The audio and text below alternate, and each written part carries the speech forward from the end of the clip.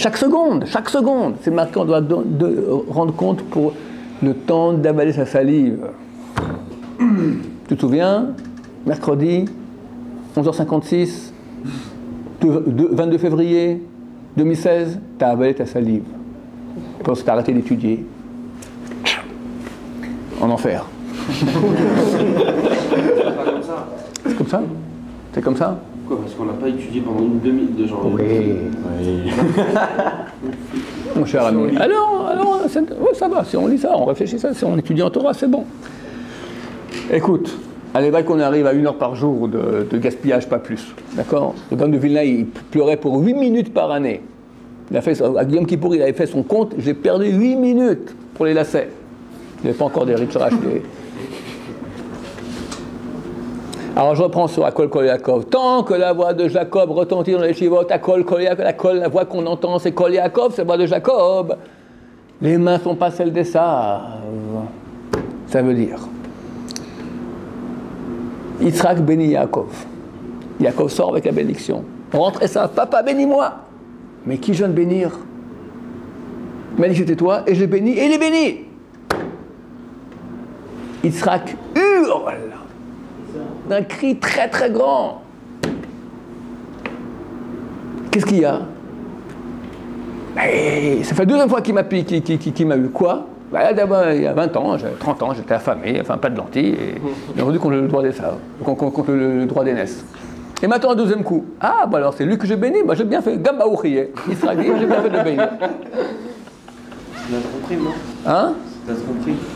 Ce qu'il a fait Yaakov, non? Non, parce que Esav a vendu son droit d'aînesse à Yaakov. Ah, oui. Donc, quand maintenant Yitzhak demande à bénir son fils Esav, croyant que c'est lui l'aîné, c'est Esav le voleur. Donc, Yaakov, c'est normal qu'il trompe son père pour prendre ce qui lui revient. Esav se met à pleurer. Il dit, t'as pas de bras pour moi, mon père? Il dit, mais j'ai tout donné à ton frère. J'ai dit que tous ses frères lui soient serviteurs, ses esclaves. Donc, t'es esclave de Yaakov. Il se met à pleurer.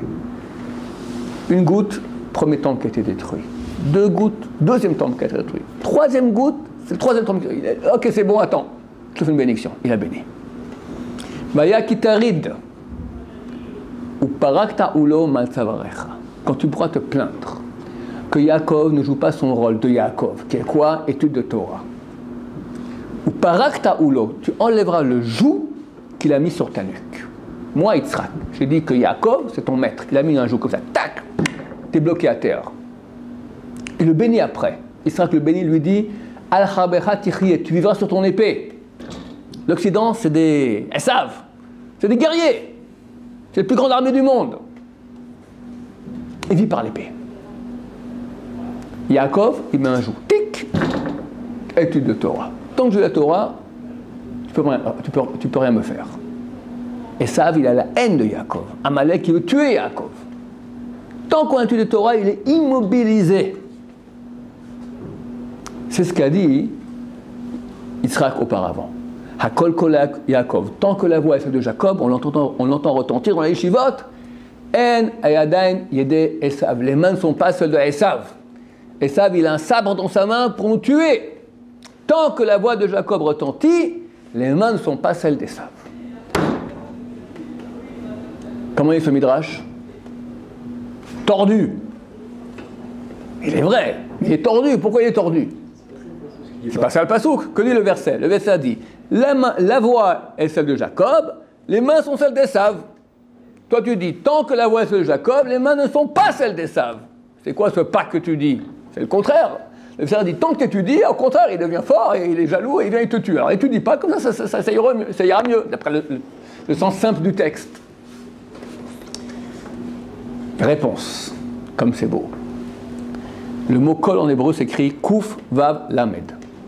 Hakol, Kol Yaakov. 2 fois le mot Hakol.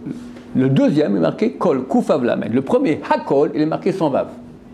Hey, Kouf Lamed. On peut lire Hakel. C'est quoi Hakel en hébreu?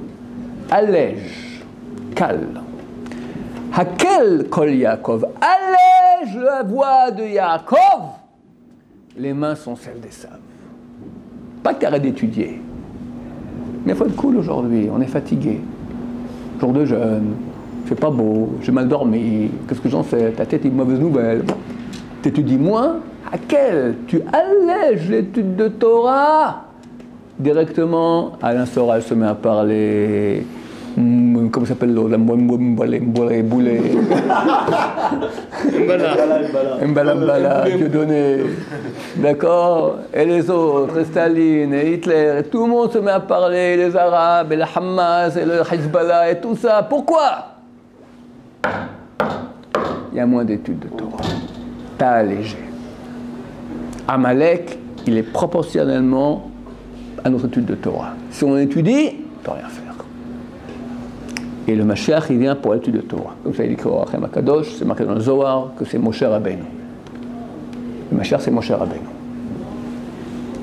Ça doit être David aussi. Moshe Rabbeinu, il incluait en lui toutes les étincelles, toutes les branches du peuple d'Israël. Donc les 12 tribus, donc la tribu de Juda, de laquelle vient David. Donc David et Moshe, c'est la même chose. Comment on sait cela? C'est marqué dans l'Ecclésiaste, Kohelet. Du roi Salomon, c'est marqué Mashaya ou Sheye. Ce qu'il y a eu, c'est ce qu'il y aura. En tahat, en chanash Hashem. Il n'y a pas de nouveau sous le soleil. Ce qu'il y a eu, c'est ce qu'il y aura. Ma shehaya hu. Initial, Moshe. Ce qu'il y a eu, c'est ce qu'il y aura. Moshe qui a eu, il reviendra. Et Moshe, il vient pourquoi? C'est comme la Torah, l'étude de Torah. Et comme le Rachem Akadosh, il ne vient pas pour les paresseux. Il ne vient pas pour les paresseux en Torah. Je suis fatigué. Je n'ai pas envie d'étudier. C'est difficile. Bon, alors on n'est pas des Gaon de Vilna qui est 8 minutes par année, mais qu'on ait 1 heure de Torah, 108 minutes de Bitul Torah pendant 7 heures, qu'on étudie, et ceux, comme tu dis, qui ne sont pas à la yeshiva. Mais ce n'est pas un ptor, ce n'est pas une dispense, au contraire. Chaque moment de libre, Torah, ils ont un avantage sur nous s'ils agissent ainsi. Quelqu'un qui étudie toute la journée, il aura quelques moments par-ci, par-là de vide. Quelqu'un qui bosse. Et dès qu'il vient de bosser, le reste du temps, il étudie pendant 2 heures, on va dire. Alors, on dit, pourquoi est-ce qu'il n'étudie pas toute la journée? Parce qu'il est obligé d'amener une parnassa, un gagne-pain à sa maison. Mais on voit que pendant les 2 heures, il s'investit à fond. Donc pour nous maintenant, les 8 heures où il travaille, s'il avait pu, c'est comme s'il avait aussi étudié à fond. Donc là, on lui compte une journée à fond d'études de Torah. Il n'aura pas le mérite de celui qui étudie toute la journée, mais il n'aura pas le péché de celui qui perd son temps. Mais quelqu'un qui n'a rien à faire. Et voit votre âge, pas marié, à Yerushalayim, ça va, quoi? T'as même pas le métro à prendre, t'as un étage à monter et descendre. Ah, tu me dis, oui, mais j'ai mon lit en bas. Ah, mon cher ami, il faut se battre un peu. Et tu dis jour et nuit, le monde tient sur ça. Et combien il y a d'études de Torah en France? Il y a. Mais combien? 1/1000 de la population française juive. 1/1000. Et sur ça tient le monde français. Et les miracles, il y a des miracles. C'est grâce à ça. Mais il faut beaucoup plus. Pourquoi il faut des attentats? Pourquoi est-ce qu'il faut une peur? Pourquoi est-ce qu'il faut des insultes, etc. Antisémitisme, c'est proportionnel à l'étude de Torah. C'est évident. Ah, c'est déjà très tard. Je finis avec un dernier truc. Je vais me rappeler maintenant. Donc au Gamma j'en parle. J'ai un écrit chez moi, écrit par un officier de la Gestapo, I.A. Eckart, qui est écrit en 1941, juste après que les nazis ont conquis tous les pays qui sont à l'est de l'Allemagne, Pologne, Tchécoslovaquie, Ukraine, pays de l'Est, à forte concentration juive, Biélorussie, etc. À forte concentration juive. Il y a 3 à 4 millions de juifs 3 à 4 millions de juifs dans ces régions. Qu'est-ce qu'on fait avec ces juifs? On sait aujourd'hui qu'il y a eu des débats houleux entre Hitler et ses généraux. Les généraux disent qu'il faut amener d'urgence des trains pour amener des munitions sur le front de l'Est contre la Russie, qui était toujours en très mauvaise posture. Hitler dit non, on prend les trains maintenant pour amener des juifs dans les camps. Et on pense, comme ça disent certains stratèges, que si les trains étaient disponibles pour amener des munitions à l'Est, alors on n'aurait pas perdu la guerre. L'Allemagne n'aurait pas perdu la guerre. Donc quelque part, pour amener les juifs dans les camps, Hitler se torpille lui-même. Parce qu'il mobilise tous les trains, il n'y a pas de munitions, Et les Russes, c'est les Russes qui ont conquis Berlin, ce n'est pas les Américains. Auschwitz a été libéré par les Russes. Cet officier de la Gestapo dit, il y a une urgence d'attraper tous ces juifs-là. Pourquoi? Éliminer. Pourquoi? Qu'est-ce qu'ils font? C'est pas des tanks, c'est pas des bombardiers, c'est des juifs. Parce qu'il y a parmi eux une majorité de rabbins et d'enseignants de Talmud. Messieurs, la Gestapo, en 1941 a écrit, il faut attraper ces gens parce qu'il y a parmi eux une majorité de rabbins et enseignants de Talmud. Et s'ils sortent, ils seront la cause d'une régénération spirituelle et durable du judaïsme mondial. Am Israël a tenu pendant 4000 ans, Hitler demande comment? La Gestapo répondent, ils ont des rabbins et des enseignants de Talmud. Que s'ils sortent, ils vont enseigner la Torah, et c'est ça qui provoque leur pérennité. 4000 ans ils ont tenu, régénération spirituelle et durable du judaïsme mondial. Comment Am Israël continue? Grâce à l'étude de Torah. La Gestapo a compris ça. 3-4 millions de juifs à Auschwitz pour empêcher que les rabbins, les religieux sortent et enseignent la Torah, parce que tout ce qu'on aura fait aura servi à rien. S'ils ressortent, et on sait que Hitler a donné des ordres spéciaux d'attraper les grands rabbins. Il y a le Hadmor de Belz qui a réussi à s'enfuir. Il y a encore d'autres. Il est venu en Israël, l'autre en Amérique, et de là a refleuri, le Rav Kotler a refleuri toute la Torah que nous avons aujourd'hui, de quelques rabbins qui ont réussi à s'enfuir. Rachel de Mir, par un miracle extraordinaire. Miracle extraordinaire. Rachel de Mir, ça vaut la peine de lire un livre, la fille à Shanghai, ils sont à Shanghai. Extraordinaire. Des miracles extraordinaires. Bon, on voit maintenant, si l'ennemi s'attaque aux enseignants de Talmud, aux rabbins, ceux qui font la Torah, ceux qui étudient la Torah, alors nous, on doit comprendre maintenant que c'est la même chose exactement. Ils sont ici, à 10 km, Ramallah. C'est les mêmes. C'est Amalek. Amalek, c'est marqué dans le Chumash. Ils sont partis, on est parti en guerre contre eux. Ils nous ont attaqués et ils mouraient. On voit dans le cas on dit que c'est le cas de la baignoire. Ils sont dans une baignoire bouillante, ils ont été ébouillantés. Ils mouraient. Il y a que d'autres Kadvorim, ils ont attaqué comme des abeilles. L'abeille, elle tue, elle meurt. C'est ça Amalek. Amalek, celui qui est prêt à mourir, et c'est celle que tu crèves aussi.